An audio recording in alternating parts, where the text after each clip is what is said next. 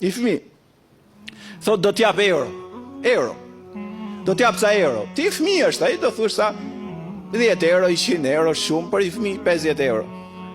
Po më qofë se i drejtori madh banket thot, takoj i shikëso se do t'jap ca euro, qa që konë men? Euro, drejtor banket, do m'japi 1.000, 2.000, 5.000, 50.000. Mira euro. Qofë se i mbret i madh, i biznesmen shumë i madh, miliarder, qo një mesazh dhe thot, do të takoj pak sot në darkët, se du me dhon dhurat madhe, du me dhon euro. Qa të shkon men nga i ty? 100 mira euro, 100.000, 200.000, 1 milion euro, 2 milion euro, sepse si mas madhësis personit, ti këpret shpërblimin. Subhanallah al-Adhim, kur thot vetë sundusi madhi gjithësis, adetu li ibadia salihin, tha i kam premtu njerëzit të mirë.